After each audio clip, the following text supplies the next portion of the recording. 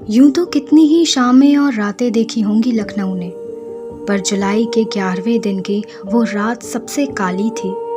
उड़ते उड़ते खबर तो थी सबको नवाब के चले जाने की, पर किसे पता था कि अगली सुबह लखनऊ की किस्मत बदलने वाली थी। 11 जुलाई सन 1814 अवध की वो रात उतनी काली नहीं थी जितनी नजर आ रही थी, बल्कि उससे कहीं ज्यादा गहरी और डरावनी थी। साजिशों के स्याह रंग से रंगी वो रात इतिहास के पन्नों पे खून के लाल रंग में कैद होके रह गई, जिसकी बू उस पन्ने के खुलते ही आसपास फैल जाती है और वो दास्तान उन पन्नों से निकलकर बिखर जाती है। ये बात उस रोज़ की है जब नवाब सादत अली खान के लिए रोज़ की तरह खाना परोसा गया। वो खाना जिसकी जांच परख करना उनके साले का काम होता था। उनके इशारे पर सारे पकवान पेश किए गए, पर किसे पता था कि नवाब साहब का पहला कौर ही उनकी ज़िंदगी का आखिरी निवाला बन जाएगा। रेजिडेंट कर्नल जॉन बेली की मिली भगत से उनके साले ने उन्हें भोजन की जगह उस रोज़ जहर परोसा था। वो जहर जिसने नवाब साहब को हमेशा के लिए सुला दिया और उनके दोनों होनहार जानशीनों, उनके बेटों के बीच नफ़रत की वो आग लगा दी जिसमें झुलसे उनके रिश्ते को वक्त का मरहम भी ठीक न कर पाया। मौत के बाद नवाब सादत अली खान की लाश कसर उल सुल्तान में पड़ी थी। लाल बारादरी के शीशे तने हुए थे और बाहर सभी नवाब के आखिरी दीदार को तरस रहे थे।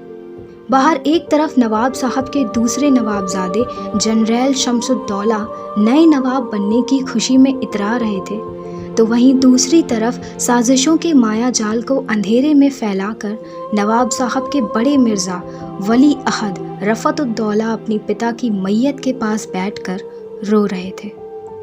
अंधेरे में गिरते वो आंसू खुशी के थे या गम के, ये बात उस रात के गहराते अंधेरे के सिवा किसी को नहीं पता। रोते रफ़त को उस रोज़ सहारा देने पहुँचे बारादरी में कर्नल जॉन बेली साहब और उन्हें लेकर एक मेहराब के नीचे खड़े हो गए। कुछ शर्तें तय हुई जिन्हें सुनने का अवसर उस रात बारादरी की दीवारों को मिला, जो सब कुछ सुन रही थी और एक एक बात को अपनी ईंट के बीच छिपा रही थी, इस उम्मीद में कि जिस दिन वो गिरेगी और बिखर जाएगी, सारे राज निकलकर सामने आ जाएंगे और शायद उस वक्त कोई वहाँ मौजूद होगा जो उन बातों को सुन लेगा और समझ लेगा। खैर, वो कंपनी की शर्तें थी या गुलामी का कबूलनामा, ये उन दीवारों को समझ ना आया। समझ आया तो इतना कि रफ़तुद्दौला की किस्मत मुस्कुराते आगे बढ़ रही है और इसके बदले वो हर मुमकिन कीमत चुकाने को तैयार हैं। रफ़त साहब ने हर शर्त मेहराब के नीचे खड़े होकर कबूल कर ली और एक ही रात में वो रफ़त से अवध के नए बादशाह गाजी उद्दीन हैदर बन गए। अगली सुबह 12 जुलाई 1814 को उनकी ताजपोशी हुई, जिसका सबसे ज़्यादा असर रफ़त-उद-दौला और शम्सुद्दौला के रिश्ते पर पड़ा। दोनों भाइयों के बीच फ़र्क की ऐसी दीवार खड़ी हो गई जिसकी नींव वक्त के साथ गहराती गई और वो दीवार टूटना तो दूर, उसमें एक दरार तक न पड़ पाई। कंपनी को मालूम था कि नवाब सादत अली खान अपने पीछे 14 करोड़ नकद और न जाने कितनी जागीर छोड़कर गए हैं, इसलिए नवाब गाजी उद्दीन हैदर की खुशामदें करने में उन्होंने कोई कसर नहीं छोड़ी। अपनी ताजपोशी के जलसे के बाद ही बादशाह ने गोमती के पार हैदराबाद और बादशाह नगर 2 मोहल्लों की नींव रखी थी। जब गाजी उद्दीन हैदर के सर पर छतर लग गया तो ऐसे महल की कल्पना की जाने लगी जिस पर सुनहरे छतर हों, और इस तरह दरियाए गोमती के दाहिने किनारे पर फतेह बख्श के बगल में नवाब सादत अली खान के अधूरे ख्वाब छतर मंजिल को पूरा किया जाने लगा, जिसे नवाब सादत अली खान ने अपनी माँ की याद में बनवाना शुरू किया था। छतर मंजिल की सजावट गाजी उद्दीन हैदर ने शुरू की थी और उसको अंजाम तक पहुंचाया था उनके बेटे नसीरुद्दीन हैदर ने। उन्होंने एक छोटी छतर मंजिल भी बनवाई थी जिसका आज बस नाम ही रह गया है, निशान तो कब के मिट चुके। इस तरह के सुंदर छतर कैसर बाग की कोठी, कैसर पसंद और लाखी दरवाज़ों पर भी लगवाए गए थे। इस रिवायत का आखिरी नमूना अमीनाबाद कोठी ऐवानो हैदर है। छतर मंजिल इंडो इटालियन स्थापत्य का ऊंचा महल है। इसमें शानदार दीवान खान, आलीशान कमरे और कई तहखाने बनवाए गए थे जिनमें सुरंगें जाया करती थीं। कहा जाता है महल के निचले स्तर तक गोमती का पानी आता था, जिससे पूरा महल ठंडा रहता था। महल को वातानुकूलित बनाने के लिए छतों पर भी काफ़ी इंतजामात किए गए थे, जिनसे हवा और रोशनी दोनों का महल में आसानी से आवागमन हो पाता था। 5 मंजिला इस महल का आर्किटेक्चर बस जी भर के देखते ही बनता था। महल की 2 मंजिलें ज़मीन के नीचे अंडरग्राउंड बनी हैं और 3 मंजिलों की ऊंचाई गोमती के दूसरी तरफ से भी दिख जाती है। मानो आसमान को छूने की चाहत हो महल के आखिरी गुंबद पे बने उस आखिरी छतर में।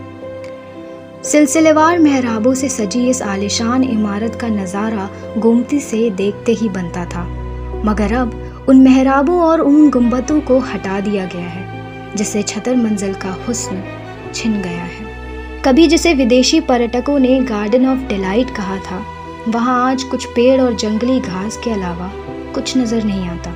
आज जो छतर मंजिल हमें बेजार हालत में दिखती है, किसी ज़माने में इतनी प्रसिद्ध हुई थी कि महल की पेंटिंग्स फ्रांस और बेल्जियम के कलाकारों ने आकर बनाई थी। आज जिस छतर मंजिल में दीवारों से टकराती हवाओं की आवाज़ें गूंजती हैं, वहाँ कभी शबे नाज की मौजूदगी में महफिलें सजा करती थीं। नाच गाना होता था।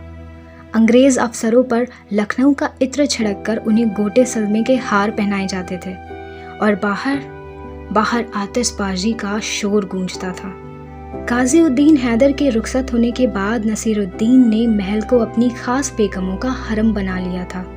मलका ज़मानी कुदसिया महल भी यहाँ रहा करती थी और उनकी बाकी की बेगमें हुस्नाबाग के दौलत सराय सुल्तानी में रहा करती थी, जहाँ आज टीजी हॉस्टल और बंद पड़ा मोहन मिकिन ब्रियरी का कारखाना है। छतर मंजिल में तमाम खिड़कियाँ गोमती की तरफ खुलती हैं, इसलिए गर्मियों में ये महल आरामदेह हुआ करता था और लोगों के रहने की पहली पसंद भी। गदर की जंग के दौरान इस महल को काफ़ी नुकसान पहुंचाया गया। सभी अपने अपने मकसद पूरे करने में इतने मसरूफ़ थे कि उन्हें यादों से भरे इस घर का ख्याल तक ना आया।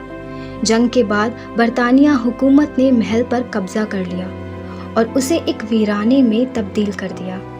जहां चारों ओर कभी यादें बिखरी रहती थी, वहां आज वो यादें डर कर दीवारों से सटकर ऐसे खड़ी हो गईं मानो उन यादों को मौत आ गई हो।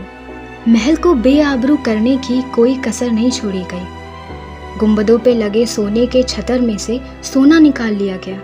कीमती फर्नीचर और छतों पे लगे झाड़ फानूस जिनसे कभी महल की शोभा बढ़ती थी, उन्हें यूरोप रवाना कर दिया गया।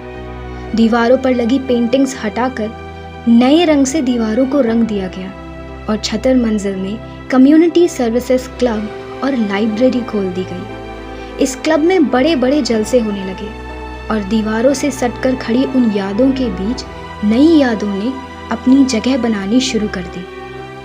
छतर मंजिल को सालों बाद किसी नए रंग में रंगा गया था, वो रंग जो शायद कभी उसका था ही नहीं। आज़ादी के बाद 1950 में ये महल CSIR council of scientific and industrial research को दे दी गई, जिसके बाद एक बार फिर से छतर मंजिल को अपने हिसाब से लोगों ने बदल दिया।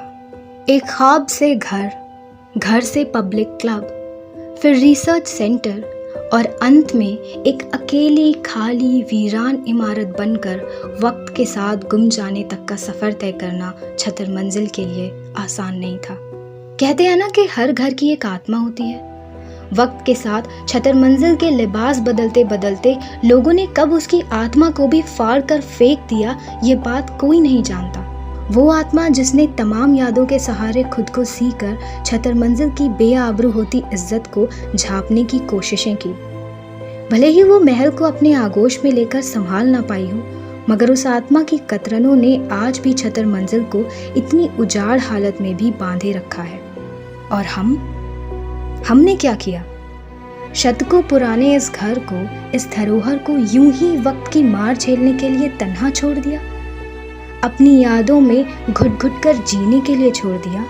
हमने एक ऐसे घर से मुंह फेर लिया जिसके हर कोने में यादें, किस्से और कहानियां बिखरी हुई हैं, जिसकी छतों पर खुशियों के बादल आज भी मंडराते हैं, इस उम्मीद में कि शायद कभी कोई मुस्कुराता चेहरा उस छत से हाथ हिलाकर उन बादलों का इस्तकबाल करेगा। वो बालकनी जिस पर कभी किसी ने खड़े होकर कोई ख्वाब संजोया होगा, वो दरवाजे जिन पर खड़े होकर लोगों ने किसी की राह तकी होगी, आज वो बालकनी और वो दरवाजे बिखर गए हैं। उस बालकनी में आज सिवाय धूल के कोई इंतजार नहीं करता। उस दरवाजे के टूटे हुए कांच से आज कोई भी किसी की राह नहीं तकता। हमने उस घर को एक बार में नहीं गिराया, बल्कि तिल तिल कर मरने के लिए छोड़ दिया। रोज थोड़ा थोड़ा टूटना और थोड़ा थोड़ा मरना। सालों गुजर गए पर हमने पलटकर उस घर की तरफ नहीं देखा। हम खुद तो आगे बढ़ गए, मगर उस घर को इतना पीछे छोड़ आए हैं कि वो चाह कर भी हम तक ना पहुंच पाए। जैसे अक्सर आगे बढ़ने के चक्कर में लोग पुराने दोस्तों और पुराने रिश्तों को पीछे छोड़ आते हैं, और वो बेचारे प्यार और उम्मीद लगाए हमारे वापस आने के इंतजार में उस मोड़ पर खड़े रह जाते हैं और ख़त्म हो जाते हैं।